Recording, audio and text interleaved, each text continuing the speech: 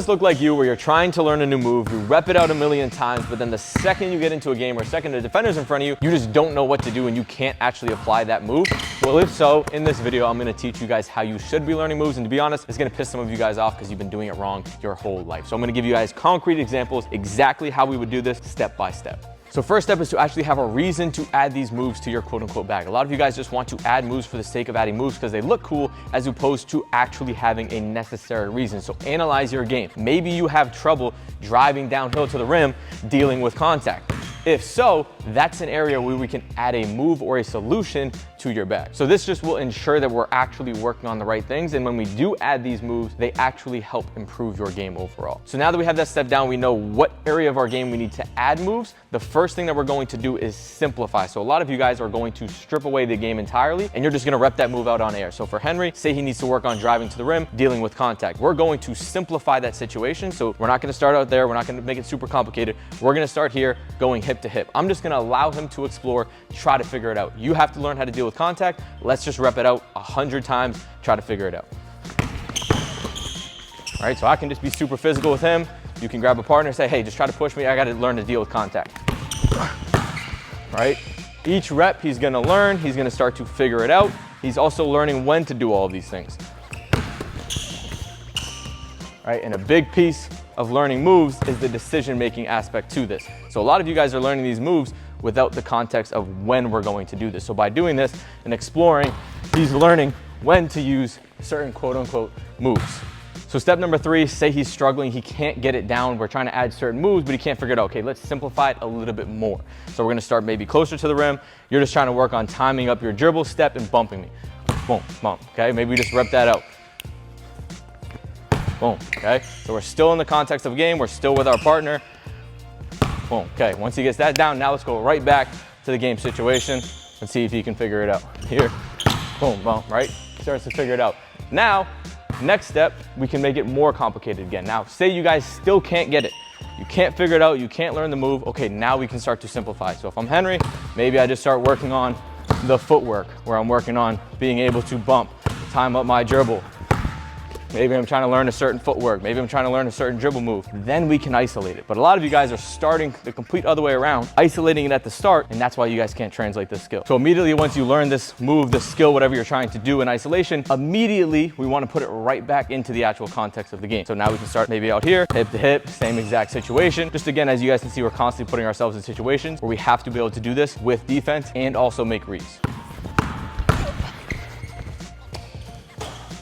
So last step is just adding more complexity and more decisions to using this move. So as you guys saw when we were starting here, he knows he has to finish. So the amount of decisions he has to make isn't crazy. It's either do I bump, do I not bump? Now we can maybe on the last step, we're just playing one-on-one, right? Maybe it's in a confined space, so maybe he has to bump sometimes. Maybe he's gonna shoot, so we can start here. Maybe I toss the ball out, boom, you can shoot. So that's one decision. You can drive it. And then if you drive it, maybe I bump, maybe I don't bump. So there's more decisions, there's more complexity. That's how we're gonna start to learn that skill. But the biggest reason a lot of you guys can't translate these skills is because you're learning the skill, but that's it. You're not learning when do I do this? You're not learning the decision-making process that goes underneath this move, which is the whole part of the move in itself. So a lot of you guys have to realize that moves are not just predetermined, they're not just the actual skill, it's actually a reaction and being able to solve a problem that the game presents. So just to give you guys another example, let's say Henry has a tough time getting into a shot. So he wants to learn 1-2 footwork, he has a tough time doing that. So maybe, right, he's trying to figure it out, can't really get it. Let's put ourselves in a situation where he has to be able to do that. So he can say, start right there, you can start ball there, I'll start maybe over here. So now we're gonna go race to the elbow. He's got 1 to 2 dribbles, I'm just trying to block the shot. So in this situation, right, when you go, I'm full speed sprint, he has to be quick with his feet. So I'm just putting him in a situation to kind of figure it out on his own. If he doesn't, again, then we can break it up,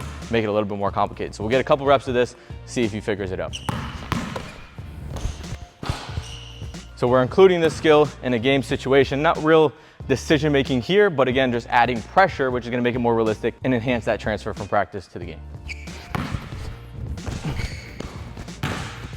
So again, in this situation, say he can't figure it out. Okay, maybe we're just going to simplify it even more. You're gonna start left foot on the line. I'm gonna start here. You got 1 dribble into the shot, and then I'm just gonna give him a contest. So it's somewhat realistic, not fully realistic, no real decisions, but again, making it complicated enough while also being simple enough and not just completely breaking away the game entirely. So we'd be here, 1, 2, boom. Okay, now once he gets that, then we can again complicate it even more. So now let's say you're gonna go top of the key, you're dribbling, I'm here, I'm gonna pick an elbow. If I go to this elbow, he has to go that way.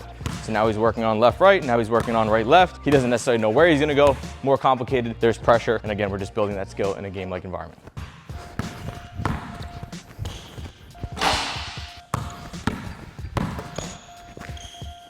So now that he's starting to get it, the last step, we're just gonna play one-on-one, only jump shot. So this is gonna put him in situations where he has to be able to utilize this skill. If he doesn't, he's gonna have a tough time scoring. He's gonna have to be able to adapt and figure it out.